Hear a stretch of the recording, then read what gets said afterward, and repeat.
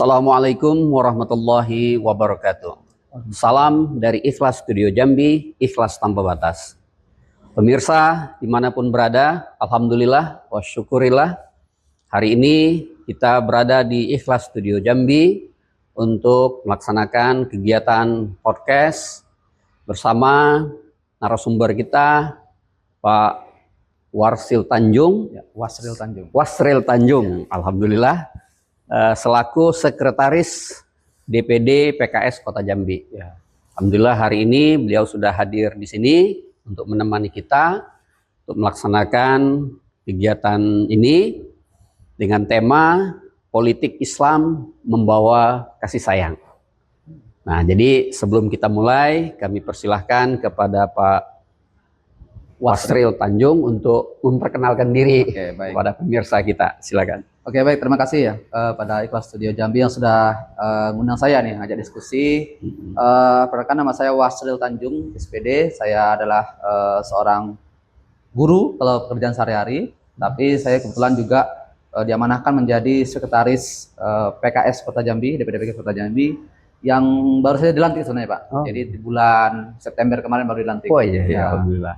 Jadi untuk saat ini aktivitas di partaian itu yang biasa dilakukan oleh PKS itu adalah bagaimana kita ingin menjadikan umat Islam itu satu kekuatan politik yang besar. Betul. Dan harapannya bisa berdampak. Nah, makanya tentu dengan agenda-agenda yang tentu pertama mengedukasi dulu, karena ketika seseorang sudah paham, sudah memahami lah pentingnya umat Islam itu bangga dengan keislamannya, maka nanti dia akan bisa kita karyakan, kita akan bisa berdayakan. Nah, itu yang kami lakukan di PKS Kota Jambi, dan nanti mungkin kita akan bisa lebih sharing juga ya sama Pak Hamdan ya, terkait hal ini. Ya. Itu. Ya, begini Ustadz, kita mau bertanya tentang bagaimana menurut pandangan Bapak menafsirkan ayat-ayat Al-Quran yang menekankan kepada kasih sayang. Contohnya surat Al-Anbiya ayat 107 yang menyatakan Rasul itu diutus untuk rahmatan lil alamin. Dalam konteks kebijakan publik hari ini. Oke, ya, betul. Jadi Rasulullah SAW hadir ke dunia itu kan bukan sekedar untuk umat Islam saja. Betul. Tapi beliau itu lahir diutus ya untuk rahmat bagi seluruh alam. Betul. Dan rahmat bagi seluruh alam ini bukan sekedar manusia, tapi bahkan termasuk alam itu sendiri. Apakah itu tumbuhan, hewan dan sebagainya. Nah, maka ketika kita PKS memilih visi PKS itu, kalau kita buka ada ART-nya itu adalah bagaimana PKS menjadi partai Islam yang terdepan untuk menjadi teladan sebagai partai Islam rahmatan lil alamin. Itu tertulis. Oh iya. Jadi PKS itu adalah partai Islam yang rahmatan lil alamin, itu tertulis di ADART. Nah, jadi di sini dari ADART itu saja, dari visi itu saja, maka pemaparan ke bawahnya otomatis harus ngikutin itu. Maka tidaklah pas ketika PKS itu justru tidak menunjukkan kerahmatan lil alaminnya. Misalnya dia hanya adil kepada orang-orang muslim saja, tapi tidak adil kepada non-muslim, itu tidak boleh karena ada dalilnya, ya. Kemudian dia adil kepada manusia saja, sementara lingkungannya tidak itu dihancurkan, ya kan? Kemudian kepada hewan-hewan, tumbuhan dan sebagainya itu tidak adil. Nah, makanya kita dengan menjadikan Rasulullah sebagai teladan utama, meskipun secara struktural pimpinan PKS itu ada presiden PKS-nya, ada ketua PKS, tapi utamanya kami sama itu mengikuti apa yang Rasulullah perintahkan. Jadi dengan kita menjadikan PKS sebagai partai Islam rahmatul alamin, maka program-program itu harus berorientasi kepada bagaimana agar terciptanya kedamaian di tempat kita masing-masing. Jangan sampai kita justru radikal. Radikal itu ya terjadi polarisme itu. Membuat kita perang atau berselisih jangankan antar orang yang beda agama, antar muslim saja. Harapannya meskipun kita itu beda mazhab, mazhab, kan ada alirannya, ada ormas, berbeda-beda ormasnya, itu nggak masalah bagi PKS karena itu adalah sebuah keniscayaan. Kita nggak bisa juga nih memaksa semua orang gabung ke PKS semua, nggak bisa. Tapi yang bisa kita lakukan adalah kita samakan persepsi bahwasanya kita ini muslim. Sebagai seorang Muslim, sebagai sebuah umat, maka kita harus nilai-nilai PKS itu, nilai-nilai Islam itu yang harus kita utamakan. Bagaimana caranya? Otomatis hal utama dilakukan adalah penyadaran. Sehingga ketika orang itu sadar, bahwasanya ternyata kalau kita itu menjadi Muslim, kalau kita tuh bersyahadat, kita tuh punya kewajiban yang pertama karena kita tuh sebagai khalifah fil ard kan. Sebagai khalifahnya seperti apa? Yang rahmatul alamin. Kemudian ketika beribadah seperti apa? Rahmatul alamin. Karena ada juga ya berarti ya yang ibadahnya enggak rahmatul alamin. Ada dia ibadah untuk dirinya sendiri terus. Sementara untuk umat yang lain tidak peduli kan. Terus rahmatul alamin di mana? Kalau seandainya dia hanya untuk diri sendiri. Nah, maka seperti itu kita ketika PKS menyatakan dirinya sebagai partai Islam yang bahkan tertulis di visi misinya rahmatul alamin, maka kita akan berupaya untuk senantiasa memastikan atau memantaskan diri sebagai itu. Maka ketika di PKS itu akan ketemu ada orang yang ormasnya A, ormasnya B itu gabung di PKS, dan itu tidak masalah. Misalnya orang-orang PKS ini saya nih, sebagai PKS, saya sholat nih di masjid, misalnya di Masjid Nahdlatul Ulama, di situ orang pakai kunut, saya kan kunut. Kemudian ketika saya saat akan sholat di Masjid Orang Muhammadiyah, di situ nggak kunut, saya nggak kunut. Nah, itu kan rahmatul alamin yang kita inginkan. Nah, makanya ini yang sekarang kita ingin tonjolkan. Karena terkait perbedaan mazhab, ormas itu sudah terjadi dulu itu. Dan ternyata terbukti kita nggak bersatu. Nah, makanya yuk kita sama-sama narasi rahmatul alamin jangan sampai hanya di PKS saja, tapi di semua lembaga Islam itu kita nyatakan kita ini adalah lembaga yang rahmatul alamin. Itu seperti itu. Alhamdulillah ya, luar biasa. Ya, lanjut pertanyaan yang kedua. PKS sering disebut sebagai partai yang mengusung politik Islam. Oh ya. Nah, bagaimana partai menyeimbangkan antara penerapan syariah dan pelayanan sosial yang bersifat kasih sayang ini? Nah, jadi betul karena kita kan partai Islam, maka ada yang mengatakan berarti totalitas 100% harus syariat Islam diwujudkan. Jadi ketika Allah mengatakan wahai orang beriman diwajibkan kamu kisos, wah berarti PKS ini harus kisos gitu kan. Nah, itu belum bisa kita terapkan di Indonesia dan mungkin tidak akan bisa, agak sulit lah. Karena apa? Karena kita di Indonesia ini berbeda-beda agamanya dan kita sudah sepakat sebagai warga negara kita ideologi Pancasila. Maka sebagai warga negara kita harus menjunjung tinggi nilai Pancasila itu sendiri. Nah, tapi secara pribadi itu harus kita junjung tinggi syariah tadi. Misalnya kalau kita sebagai seorang Muslim, lalu pada saat kita nanti di masyarakat ada orang-orang yang mungkin minum keras. Nah, kita sebagai seorang Muslim, bagaimana sikap kita? Apa kita ikut juga? Nah, karena syariat Islam kan belum juga berjalan. Nggak usah. Kita bagaimana menguatkan pribadi Muslim itu, kita itu harus pastikan sebagai pribadi Muslim syariat ini kita utamakan. Tapi sebagai warga negara, maka Pancasila yang harus kita utamakan. Jadi ibarat tuh kayak kita tuh megang dua kunci. Nah, dua kunci kan. Kalau kita lihat nih, orang ini sudah paham nih dengan Islam, maka nggak masalah kita ngomongnya anak, antum. Tapi ketika orang yang memang dia nggak pernah seperti itu, kita ngomong anak, antum, ini kan seperti kayak seolah kita tuh paling soleh. Nah, maka kita tuh harus adil. Bahkan kalau kita baca Sirah Nabawiyah, Rasulullah SAW ketika beliau masuk ke Madinah, apakah orang Yahudi di sana langsung diusir? Enggak, ada prosesnya. Nah, PKS memang seperti itu. Ibaratnya PKS itu inginnya kita itu sebagai warga negara, terutama yang Muslim, silahkan jadilah banggalah dengan Muslim itu sendiri. Tapi sebagai warga negara dengan masyarakat, kita harus senantiasa mana opini yang sedang berkembang di sana, opini umumnya gimana? Oh, menurut opini umumnya di sini, kalau seandainya ada orang yang lagi meninggal, tahlilan, oke, kami ikut, kita ikut seperti itu. Nah, jangan sampai kalau kita terlalu, ini Rasulullah nggak ada nih nyuruh kita tahlilan. Akhirnya opini umum berbeda dengan kita, maka bagaimana mungkin kita bisa menyatukan? Sementara PKS inginnya bagaimana umat Islam itu bersatu. Nah, maka yang pertama kita lakukan adalah kita harus ngikutin alur dulu. Dengan tujuan bukan berarti kita membenarkan. Karena kalau kita langsung kan, kalau Rasulullah mengatakan ketika ada kemungkaran di depanmu, maka tegaklah dengan tangan, kalau nggak kamu ya dengan lisan, kalaupun dengan hati. Tapi katanya selama-lamanya emang seperti itu. Nah, tapi perlu juga tahapan-tahapannya. Kita nggak bisa langsung to the point. Nah, langsung kita misalnya seperti ini, ada orang yang merokok. Menurut orang PKS, barangkali, ini nggak bagus nih, nggak sesuai dengan agama. Nggak bisa seperti itu. Kalau kita langsung mengatakan rokok itu haram, maka dia akan menjauh sama kita. Bagaimana kita mau menyatukan, sementara dia Muslim? Nah, maka teladan, cara belajar orang-orang PKS itu, kita buka sejarah Islam. Maka di PKS itu ada kajian sirah Nabi yang rutin. Dia kita tahu tuh, Rasulullah ketika beliau memimpin Madinah, bagaimana orang Yahudi masih ada, gitu kan? Lalu di masa lalu, ketika orang-orang yang mungkin pada waktu itu kan belum ada tuh dalil tentang miras pada waktu itu.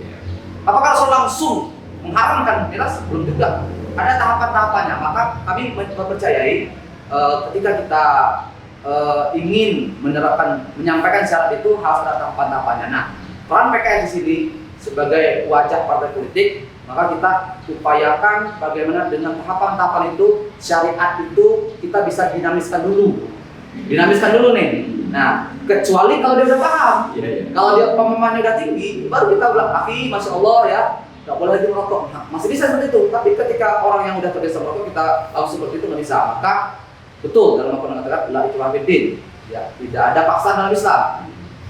Yang bisa kita paksakan adalah yang sudah paham. Nah, maka tadi bagaimana cara kita mengimbangkan antara syariat dan kebijakan publik? Kita dulu nih, opini umum yang di situ terbentuk bagaimana? Kalau seandainya di situ opininya udah masalah, ternyata misalnya kita wajibkan umat Muslim sholat subuh berjamaah di masjid. Kita wajibkan. Kalau di situ memang selama ini memang sudah ajaran Islam memang sudah bagus, sudah diterima, mungkin mereka akan senang.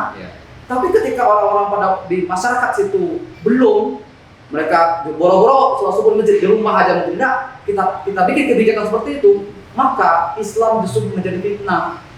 Nah, maka kita lihat kondisinya. Nah, mungkin seperti itu. Saya membaca situasi dan kondisinya. Iya. Oke, terima kasih. Kita lanjut ke pertanyaan yang nomor 3. Apa contoh konkret dari program PKS yang mencerminkan prinsip rahmatan lil alamin dalam bidang pendidikan, kesehatan, dan juga pemberdayaan ekonomi? Oke. Nah, jadi untuk bisa menjadi satu umat, gitu kan, maka perlu ada namanya proses penyadaran, proses pemahaman, gitu. Nah, di PKS sendiri sebenarnya kita ada yang namanya program UPA. UPA itu Unit Pembinaan Anggota. Jadi ketika seseorang ingin gabung ke partai politik PKS, maka kita akan menawarkan dia. Ini kita punya UPA, silahkan diikutin. Nanti kalau seandainya kita ikut UPA ini, nanti akan naik jenjang. Naik jenjang ini nanti ketika dia naik jenjang, maka dia akan mendapatkan hak yang lebih utama dibandingkan yang tidak mau ikut UPA tadi, kan? Tapi yang mau ikut kajiannya saja, mau ikut UPA boleh juga. Nah, maka itu dalam bentuk pendidikan, dan ini kita sifatnya terbuka. Jadi kalau kita tidak rahmatul lil alamin, maka tertulis di flyer wajib hanya untuk Islam saja. Wah, itu maka nampak tidak rahmatul lil alaminnya. Tapi kalau PKS umum, contoh kemarin kami baru saja mengadakan namanya agenda Patriot Muda. Patriot Muda ini kami bikin program untuk anak muda agar mereka tuh ya ikut agenda partai politik. Dan ternyata masya Allah itu yang ikut, ada muslimnya, ada non muslimnya, ada Kristen, ada Buddha, ada ikut seperti itu. Nah, dan di situ dia melihat, nah seperti ini ternyata yang kita inginkan itu adalah mereka saling silaturahim, saling toleransi, akrab sama temannya. Nah, maka kadang narasi-narasi yang mengatakan bahwasanya ketika partai politik Islam itu dipersepsi orang itu langsung radikal, langsung gak baik, maka mungkin belum kenal sama PKS ya. Lihat di PKS. Contoh lagi, PKS itu kan punya pimpinan wilayah semuanya di setiap provinsi kan ada pimpinan wilayah semua. Bagaimana dengan di Papua? Dengan mayoritas Nasrani di sana. Ternyata di Papua ketua DPW-nya atau ketua DPD-nya itu Nasrani. Nasrani gitu. Loh, berarti PKS bukan Islam 100% dong, partai Islamnya. Bukan seperti itu. Karena kita ingin tadi di mana bumi diinjak, disitulah kita lihat ya kondisinya bagaimana. Ternyata di PKS di Papua sana, di Papua Barat itu PKS banyak dapat Mesir, bahkan dapat pimpinan. Luar biasa. Padahal dia partai Islam, tapi bisa dapat pimpinan dewan. Kenapa? Ya tadi ketuanya dari orang Nasrani. Nah, bagaimana peran kita sebagai Muslim di situ? Kita bilang jangan sampai kita kasih aturannya, boleh memimpin, tapi dengan syarat nih, kalau syarat Islam tidak boleh seperti ini, jangan seperti ini. Sebenarnya Islam itu bagaimana bisa, yang penting ketika ada orang yang melakukan kezaliman, silakan diperbaiki, diingatkan. Nah, akan masa ketika ada orang yang melakukan korupsi, kebetulan pemimpinnya adalah Muslim, lalu si koruptor itu kita hukum, lalu mengatakan Muslim itu kejam ya? Enggak seperti itu. Kita kan melakukan sebuah menindak seseorang itu aturannya apa? Undang-undang kita lah yang berlaku gitu. Yang penting itu tadi. Jadi ketika ditanya apa nih program-program yang sifatnya untuk pendidikan, kesehatan dan lain sebagainya, maka setiap agenda PKS sebenarnya sifat terbuka. Ketika ada misalnya kita bikin agenda seminar pelatihan politik, kita buka, nggak ada kita bikin batasan wajib Muslim, nggak ada. Siapapun misalnya besok tahun 2009 atau 2032 kalau mau nyalek bisa ke PKS, yang non Muslim silakan. Nah, yang penting tadi apa nilai Islam yang tidak diperbolehkan sama Rasulullah SAW? Nggak boleh berbuat zalim, nggak boleh kita melakukan hal yang tidak disukai sama Allah, misalnya merusak lingkungan seperti itu. Nah, yang penting itu. Jadi itu program-programnya. Dan sebenarnya masih banyak lagi yang lain. Ya, mungkin bisa cek langsung di Instagram PKS-nya. Kalau untuk kesehatan misalnya kita bikin agenda program cek kesehatan gratis. Enggak kita bilang di situ wajib Muslim, enggak juga. Semuanya boleh. Bahkan di PKS punya gym sekarang ya. Nah, di PKS Kota Jambi punya gym. Gym ya. Iya, tempat fitness. Di sana yang ikut gym itu bukan cuma Muslim. Orang Muslim juga ikut di situ. Kita punya namanya kelompok senam PKS. Di situ salah satu yang memimpin senamnya non Muslim. Instrukturnya. Iya, instrukturnya. Nah, ini kan rahmatul alamin. Kita pengen gini sebenarnya Muslim. Dan ini juga udah pernah dicontohkan sama Rasulullah ketika memimpin Madinah. Orang Yahudi masih ada di sana. Seperti itu. Kapan orang Yahudi diusir? Ketika orang Yahudi berkhianat. Makanya nanti ada namanya perang Bani Qainuqa, perang Bani Nadir, perang Bani Quraisyah. Ketika orang Yahudi mengkhianati Rasulullah. Tapi selama mereka tidak berkhianat, selama mereka tidak berbuat zalim, maka wajib malahan hukumnya untuk melindungi mereka. Ya, seperti itu. Oke, terima kasih. Kita lanjut pertanyaan yang keempat. Dalam era polarisasi politik, bagaimana cara PKS menyebarkan pesan kasih sayang tanpa terjebak dalam politik identitas? Ya. Jadi memang terkadang ini narasi 5 tahunan biasanya. Pokoknya setelah pemilu PKS itu seringkali disebut ini politik identitas dipakai, politik identitas dipakai seperti itu. Nah, sebenarnya kita tuh sebenarnya punya identitas. Sebagai seorang Muslim, kita menunjukkan keislaman kita itu adalah hal hak bagi Muslim seperti itu. Kalau seandainya ketika Muslim mau menunjukkan keislamannya disebut dengan dia melakukan politik identitas, bagaimana dengan yang bukan? Bagaimana dengan bukan? Kenapa tidak diserang? Nah, maka narasi-narasi terkait politik identitas itu adalah narasi yang 5 tahun sekali. Nah, tapi meskipun demikian, kita tadi saya katakan karena kita ini PKS-nya politik yang Islam rahmatul alamin. Politik Islam rahmatul alamin berarti kita dalam menjalankan sistem demokrasi kita dilindungi namanya Pancasila, dan untuk bisa menyampaikan kepada publik apa yang di PKS itu benar-benar rahmatul alamin, maka kita memaksimalkan media sosial kita. Jadi media sosial kita tunjukkan tokoh-tokoh yang mungkin. Jadi di PKS itu ada namanya dewan dewan ahli gitu seperti itu.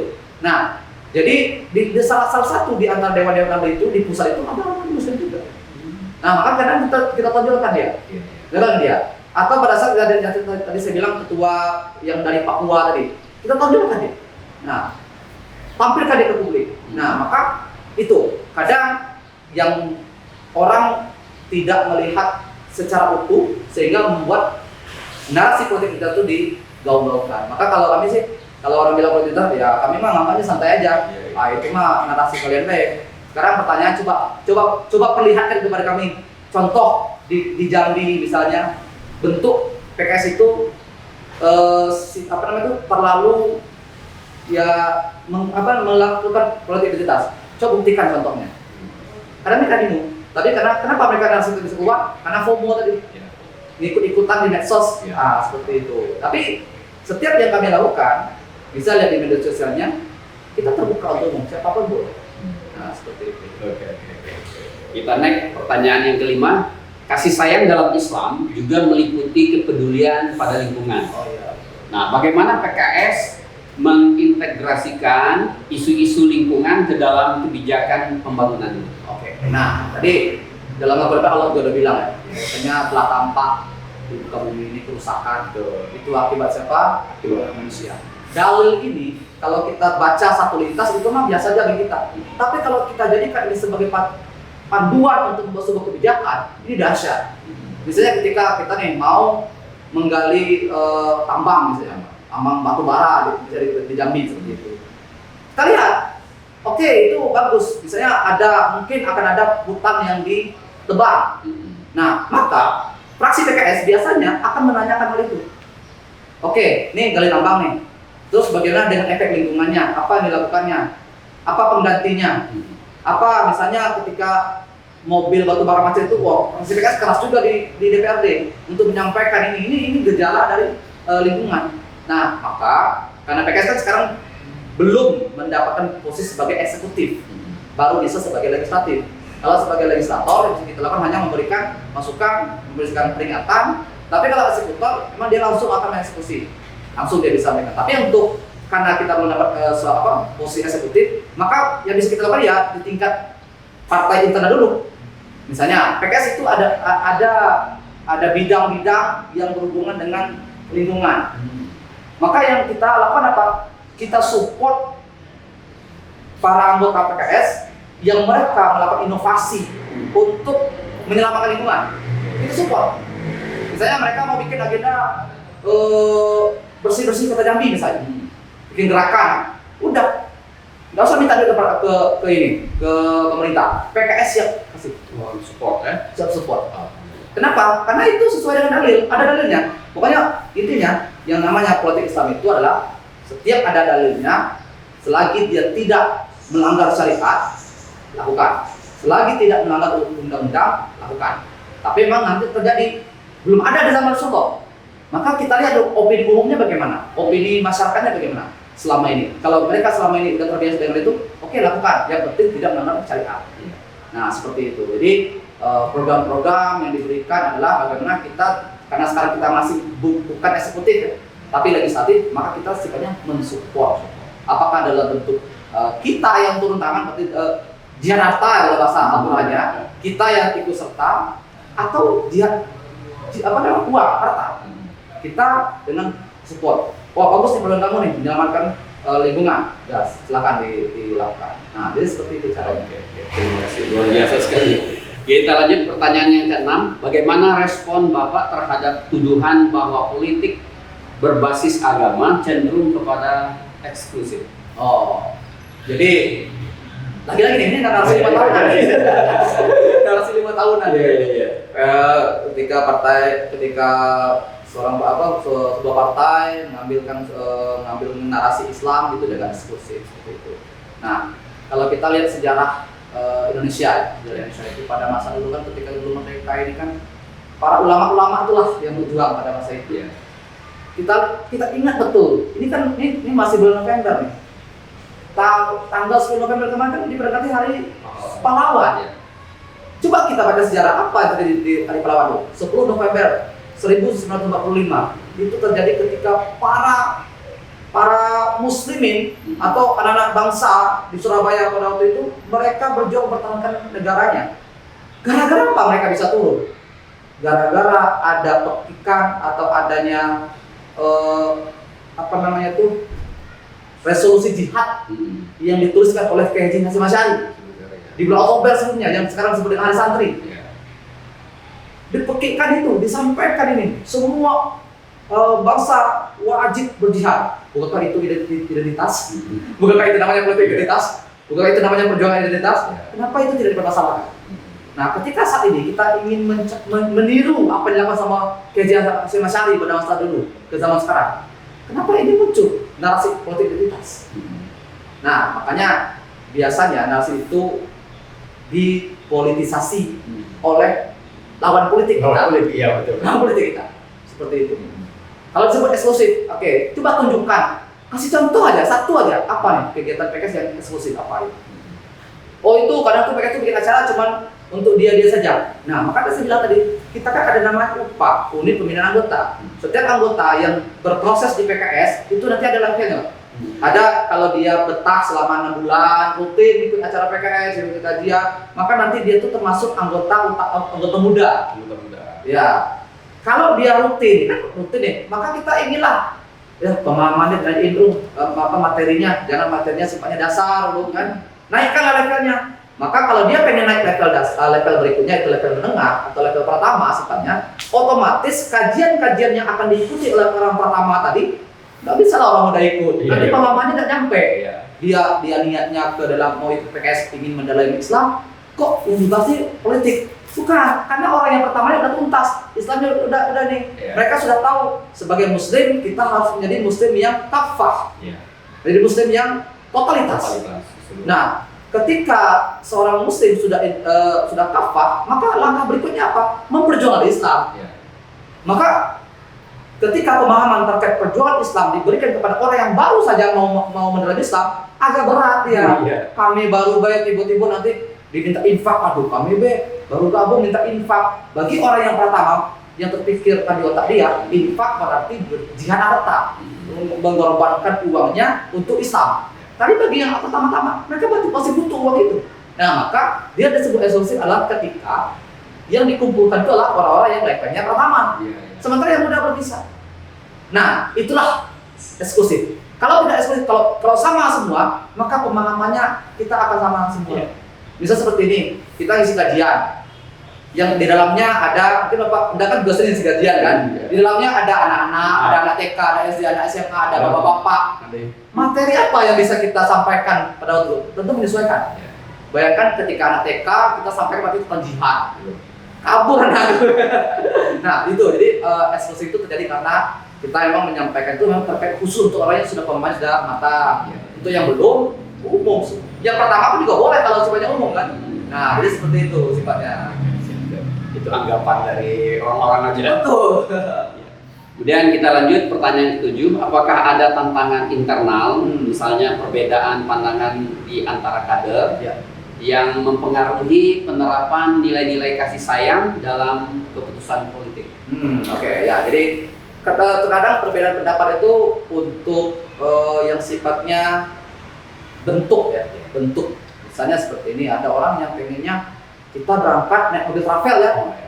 Enggak naik pesawat deh. Nah, itu kan perbedaan seperti itu hal yang wajar ya.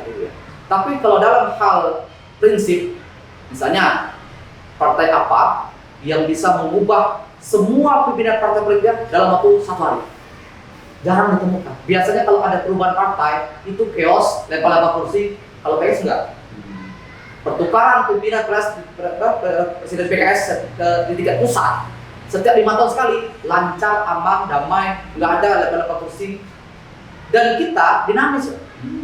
Nggak, di PKS itu dari tahun 98 berdirinya sampai hari berganti pimpinan itu udah rutin. Kalau partai lain mungkin ada yang itu saja orang. Nah, yang menariknya ketika terjadi pergantian pimpinan partai, nggak ada yang namanya bikin maksimal sendiri, nggak ada. Kenapa? Karena tadi ketika dia menjadi satu, itu akan menjadi sebuah kekuatan yang besar. Nah makanya ini ketika tadi disebut apakah ada perbedaan pendapat perselisihan, ada, tapi dalam hal cara, tapi dalam hal prinsip kita akan tuntut seperti itu. Karena di PKS itu ada namanya dewan syariahnya. Dewan syariah itu bisa gini, tugasnya apa? Misalnya ada anggota partai yang mungkin dia belum menikah nih, pacaran misalnya. Kita lihat nih, dia anggotanya di bidang mana nih? Kalau dia masih muda, kita masih biarkan dulu. Tapi kalau udah pertama kan dia udah naik pemikiran dia, harusnya dia sudah paham tentang Islam yang sebenarnya bagaimana. Maka orang yang dari Dewan Syariah tadi atau Dewan Etik itulah nanti akan memanggil dia, ada diskusi. Nah, maka nanti akan diingati. Nah, biar apa? Biar tadi terjadi ketika ada perbedaan sudut pandang, lurus kembali. Nah, seperti itu. Maka insya Allah sejauh ini PKS sama nama saja. Jarang kita lihat buka berita, jarang ada PKS itu beda pendapat lah. Kayak saya nih, kan saya baru terpilih nih. Kami tidak ada yang minta jabatan. Ketua DPD tidak minta jabatan, saya pun juga tidak minta jabatan. Bagaimana kami bisa terpilih?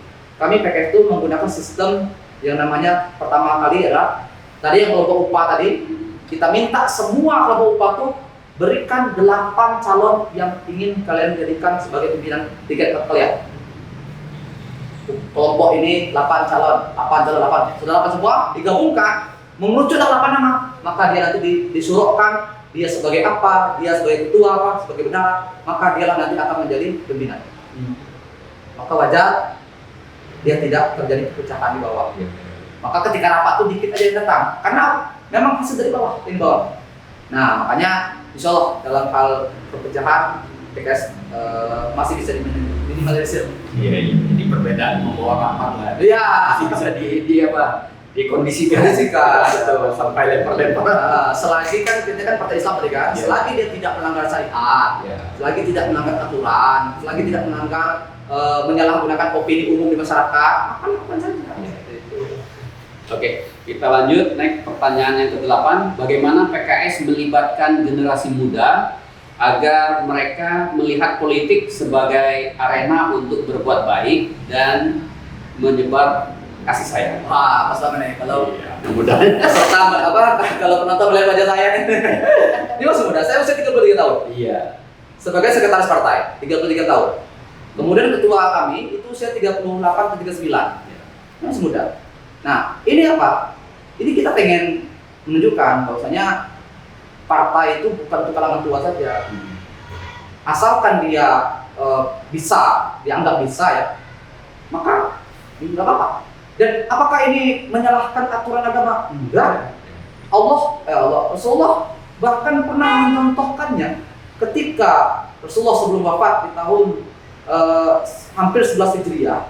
Rasulullah itu pernah memerintahkan Usamah bin Zaid bin Haritsah untuk memimpin pasukan perang pada waktu itu, dan pada waktu usianya 17 tahun. Masih muda sekali. Masih muda sekali. Dan memimpin pasukan yang dilawannya siapa? Pasukan Romawi pada waktu itu. Pasukannya ada Umar bin Khattab, ada Abu Bakar pada waktu itu kan. Maka pada waktu itu terjadi gonjangan di antara para sahabat. Rasulullah memilih Usamah sih, kan masih muda sih. Nah, maka Rasulullah mengatakan, saya menganggap dia pantas gitu. Maka lakukan. Nah, maka PKS menunjukkan wajah PKS itu adalah partai yang muda. Dari pimpinannya masih muda. Mungkin bisa dibandingkan dengan partai-partai yang ada di Kota Jambi. Bandingkan usia dengan kami. Seperti itu. Kemudian program-programnya, kita program-program yang anak muda. Ya karena pimpinannya anak muda ya. Jadi agenda-agendanya yang masih banyak anak muda tuh sangat kita lakukan. Saya kan sekarang kan usia 33 tahun. Tapi saya udah pernah nyalek di PKS dari tahun 2019. Jadi waktu itu usia saya masih 20-an tahun, 28 maksudnya. Diberikan kesempatan untuk nyalek. Nyalek itu kan bagaimana kita bisa dapat kursi di legislatif. Ya meskipun waktu itu saya dapat 3 besar, suara saya 3 besar. Ya tapi itu alhamdulillah. Kemudian di tahun 2000 kemarin, saya nyalek juga. Masih juga muda posisi saya. Nah, alhamdulillah 3 besar juga. Nah makanya yang jadi belum terpilih, tapi ternyata Allah mengamanahkan saya dulu jadi sekretaris partai ya, seperti itu kan. Nah, maka untuk kalau program untuk anak muda, insya Allah dalam hal sifatnya agendanya, misalnya kayak anggota dewan, kita juga sudah punya anggota dewan di PKS di Kota Jambi, di Kota Jambi, di Provinsi Jambi. Maka kami akan, karena tadi ya saya karena pimpinannya anak muda di Kota Jambi, maka kami akan mengutamakan anak muda. Kenapa? Regenerasi.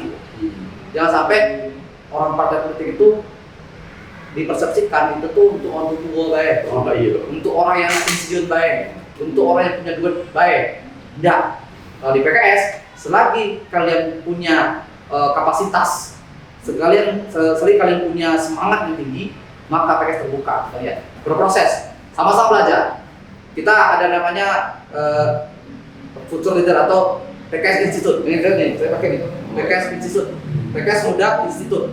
Nah, ini adalah untuk menghadirkan para politisi muda yang mereka siap untuk memimpin. Karena jika tidak disiapkan, maka dia akan seperti karbitan. Dan kami pernah dapat cerita-cerita lah dari anggota dewan yang sekarang di DPRD itu. Banyak anggota dewan kita usianya tua tapi nggak pernah ngomong. Iya, nggak bisa ngomong malah. Nggak bisa ngomong, menyampaikan pendapat itu nggak bisa ngomong, nggak berani. Di samping itu juga ada undang-undang karbitan, ngomong nggak gelagapan. Padahal di DPR sana itu kan pengen tuh suara wakil rakyat kita yang kita dengar. Iya. Ketika mereka nggak bisa ngomong, gimana?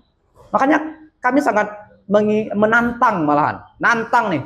Mana nih generasi muda yang katanya selama ini siap berjuang? Ayo berjuang. Kalau di luar politik itu nggak bisa kita bisa berdapat besar. Makanya Ustaz Abdul Somad tuh sering ngomong tuh, kalau kalian berjuang di politik ya dengan satu tanda tangan kalian saja itu bisa kalian berdampak besar, kan gitu. Nah, kalau kalian yang selama ini anak muda yang katanya pengen berjuang masuk ke politik, biar apa? Dampaknya bisa lebih besar. Satu tangan yang kalian gores, maka 100 juta dari pemerintah itu langsung cair ke masyarakat, itu akan lebih mudah dibandingkan kita hanya belajar di organisasi. Oke lah, nggak apa-apa lah untuk saat ini kalian berproses lah di organisasi, di BEM kah, di HIMA kah, di organisasi ormas kah, boleh, nggak apa-apa untuk sebagai pembelajaran. Ketika rasa-rasanya udah matang dan pengen berdampak lebih besar, maka gabunglah di partai politik. Partai politik mana? Ya udah, gabung ke PKS saja. Seperti itu. Iya. Berarti partai pemuda ya. Iya. Jadi kategori pemuda ini usia berapa tahun? Kalau menurut apa namanya tuh undang-undangnya, itu 30 tahun ke bawah. 30 tahun ke bawah. 30 tahun ke bawah. Berarti udah 33 ini udah masuk. Udah lewat sebenarnya. Iya. Tapi Iya, kan karena kita bukan anak muda lagi, berarti kita punya tanggung jawab untuk menghadirkan anak muda yang tadi. Iya, siap. 33 tahun saya ini kan, otomatis saya akan ngangkat yang usianya 25, 28, nah seperti itu. Kalau kami cukup punya semangat pemuda aja. Masya Allah. Oke, kita lanjut pertanyaan yang ke-9. Jika diminta memberi satu pesan singkat kepada masyarakat tentang politik Islam yang penuh kasih sayang, apa yang akan Bapak sampaikan? Oke, ya. Jadi kenapa kita tuh mesti berjuang di ranah perpolitikan? Karena selama ini kan kita kan bayar pajak. Kemudian sumber daya alam kita yang ada di Kota Jambi, sumber daya manusia kita di Kota Jambi ini, ketika kita bekerja kita dipotong pajaknya semuanya. Kemana pergi uang itu? Ke pemerintah. Nah, pemerintah ini saat ini sedang mengelola duit sebanyak itu. Triliunan itu dikelola. Nah, bayangkan jika seandainya yang mengelola uang ini adalah mereka yang jauh dari agama. Maka dia akan menggunakan tuh hal yang tidak ada manfaatnya bagi agama. Tapi manfaat bagi dirinya sendiri. Ini akan sangat mengkhawatirkan. Kita sebagai umat Islam itu ditanya sama Allah, kamu waktu dulu kenapa kamu nggak ada kontribusi? Kamu hanya duduk-duduk saja. Dalam Al-Quran Allah mengatakan di Quran Surat At-Taubah, saya lupa nama ayatnya, tidaklah sama antara mukmin yang duduk saja dibandingkan orang berjihad, berperang, yang dia pun tidak ada uzur gitu. Lah kita tidak punya uzur, kita punya kemampuan, lalu kita diam-diam saja. Apakah seperti itu? Bahkan ekstremnya lagi, Allah tuh pernah mengatakan juga dalam Quran Surat At-Taubah, sesungguhnya orang yang benar-benar beriman itulah dia percaya sama Allah dan Rasulnya, lalu dia ikut berjihad di jalan Allah. Di amwalihim wa anfusihim. Betul, Pak. Ini enak podcast sama Ustaz ya kan. Paham ayatnya kan. Nah, jadi kalau dalam narasi ayat itu disebutkan yang beriman tuh bukan cuman orang yang beriman pada Allah dan Rasul saja, tapi berjihad, berjuang. Cuman narasi selama itu jihad itu perang. Nah, ini salah sekali. Ini tugas kami juga nih sebagai partai PKS, sebagai partai Islam untuk mencerdaskan kepada umat yang namanya jihad itu bukan perang. Bagaimana dengan misalnya Pak Hamdan bikin podcast ini, apakah tidak jihad namanya? Jihad juga, ya kan? Bagaimana dengan orang-orang yang mereka berjuang di ranah ekonomi? Itu juga jihad juga. Maka jihad itu artinya kan pengorbanan, Pak ya. Ada pengorbanannya, ada ketaatan di sana kepada Allah SWT.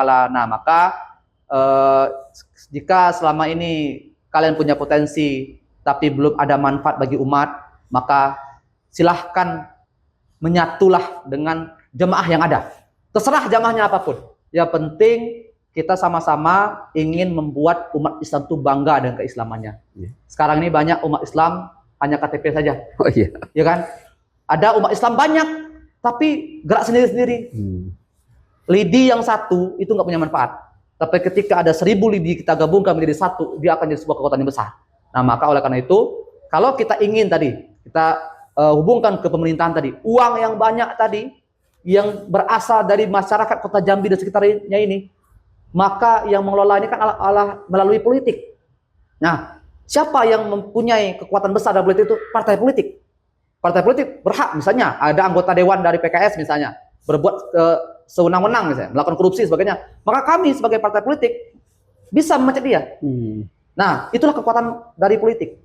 Maka oleh karena itu, yuk, jika ingin umat Islam ini memang bisa bangkit, bisa berdaya, bisa kita memikirkan kita juga, maka kita harus gabung. Jangan sampai musuh-musuh Islam yang justru memegang kendali besar dana itu, maka jangan sampai nanti dana untuk masjid nggak ada, dana untuk membantu yatim piatu nggak ada.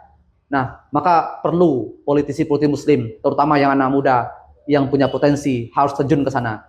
Jika tidak, maka siap-siap nanti Allah akan tanyakan kepada kita, kenapa kamu punya potensi, kenapa kamu tidak ikut serta dalam berjihad. Seperti itu. Iya, oke, luar biasa sekali. Ya, ini pertanyaan terakhir yang 10. Ya. Bagaimana kita semua, bukan hanya PKS saja, bisa menjadi agen rahmatan lil alamin di tengah masyarakat ini. Ya, betul. Maka tadi perlu kita adanya pemahaman. Satu pemahaman, dan untuk bisa kita saling memahami, harus ada sering dialog, harus ada ruang diskusi, harus ada kita tuh saling melihat kawan sebelah. Bukan tujuannya untuk mencari kelemahan mereka.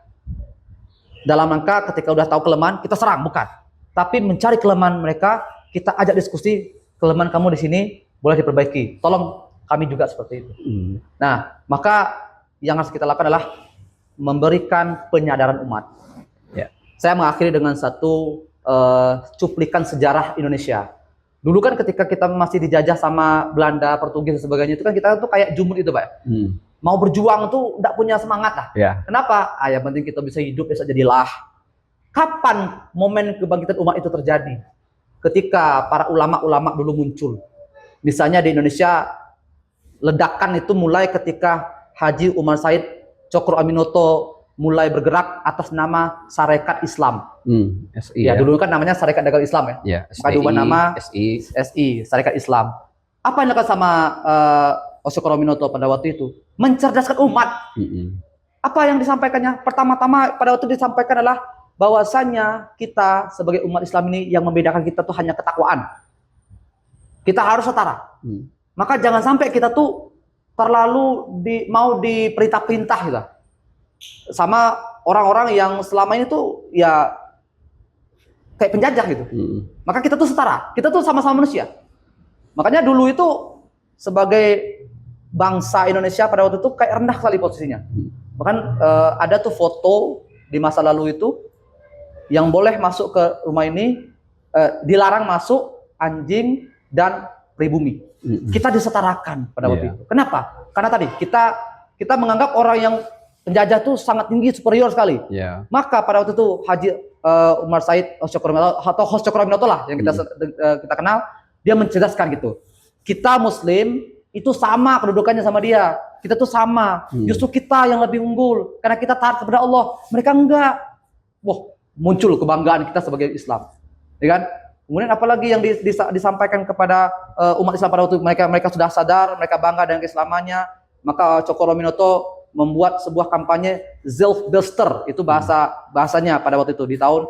Jadi Cokro Aminoto mulai dari tahun 1912, lalu nanti terus bergulir sampai nanti Kongres SI di tahun 1916.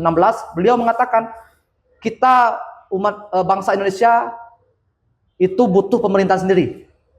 Kami nggak mau diurus sama orang lain. Itu terus diperjuangkan. Nah, kenapa pada waktu itu mereka mau bersatu, disatukan oleh umat Islam? Ya kan penjajah yang datangkan misinya 3. Gold, glory, gospel. Kalau gospel kan tahu sendirilah kita agama yang mana yang menyerang kita pada waktu itu. Maka untuk menyatukannya adalah atas nama Islam. Nah, maka disatukanlah orang-orang tersebut. Nah, sehingga ketika satu pemahaman mudah digerakkan. Bayangkan pada waktu itu Sarekat Islam jumlah anggotanya itu bisa 2 jutaan di masa kita belum merdeka. Luar biasa. Nah, maka ketika Bapak tanya bagaimana caranya untuk kita bisa menjadikan umat yang berbeda-beda ini, adalah kita harus satu sepemahaman. Satu sepemahaman di sini, mungkin kita nggak bisa semua ormas fokus ke satu dia. Enggak. Geraklah sendiri-sendiri, tapi ada yang mengorkestrasi. Seperti orang main musik itu. Yang main piano silakan main piano. Yang main gendang silakan. Bikin segenap bagusnya, bikin musiknya. Main gitar silakan lanjut. Tapi ada yang mengorkestrasikannya. Nah, untuk saat ini kita masih menunggu siapa teladan yang bisa mengorkestrasi itu. Maka harapannya sosok yang muslim rahmatan lil alamin tadi. Alhamdulillah ya. Jadi kalau sudah kita jadi muslim yang rahmatan lil alamin, insya Allah jadi insan kamil gitu. Betul. Apapun ormas kita kan orang akan mau percaya sama kita seperti itu. Oke, alhamdulillah. Terima kasih para pemirsa. Inilah podcast kita yang banyak sekali ilmu, pandangan dan juga wawasan, keterangan yang telah disampaikan oleh Bapak Sekretaris PKS kita, Bapak Jambi yang muda, bersemangat, penuh giroh. Yang mungkin hari ini kami sedikit bisa simpulkan kepada semuanya pemirsa dimanapun berada, janganlah kita takut dengan politik atau anti politik, atau membedakan atau memisahkan antara Islam dengan politik. Kalau itu kita lakukan, akan tertinggallah kita atau akan tertindaslah kita. Maka Islam itu butuh politik dan harus ikut andil dalam berpolitik, tapi dengan politik yang baik, yang dicontohkan oleh Rasulullah dan para sahabat, yang politik itu membawa kasih sayang, yang intinya adalah rahmatan lil alamin. Tadi sudah dijelaskan sesuai dengan visi daripada salah satu partai Islam, yaitu partai PKS. Nah, demikian, semoga acara ini bermanfaat dan bernilai ibadah dan diridhai Allah. Billahi taufik wal hidayah. Assalamualaikum warahmatullahi wabarakatuh. Waalaikumsalam. Assalamualaikum warahmatullahi wabarakatuh.